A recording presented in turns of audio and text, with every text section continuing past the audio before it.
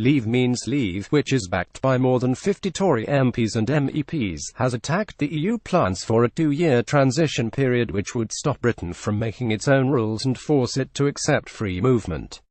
The concerns have been raised after members of the public inundated the organisation with emails expressing anger about Theresa May's divorce settlement with the EU and the proposals for a transition or implementation period.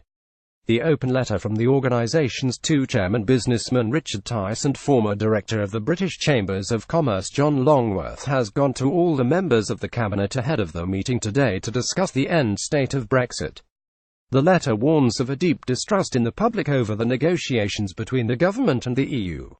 It also attacks Mrs May's promise to go for full regulatory alignment, which some fear will tie Britain to Brussels rules.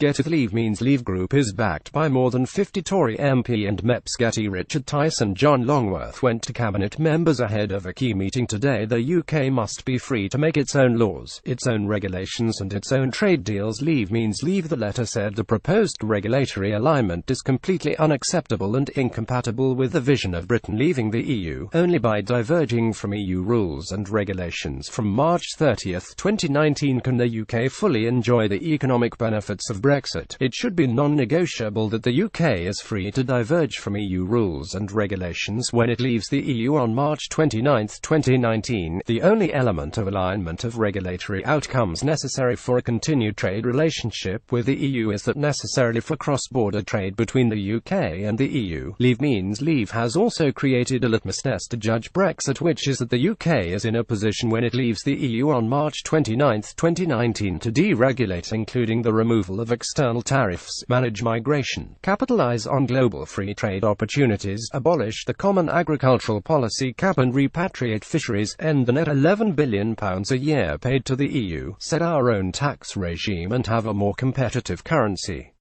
Friday, December 8, 2017. Here is the 15-page Brexit deal in full. The letter warned under the current proposal from Brussels, the UK would be nowhere near passing such a test, and it raised fears that the EU is using implementation as a means of keeping control over Britain.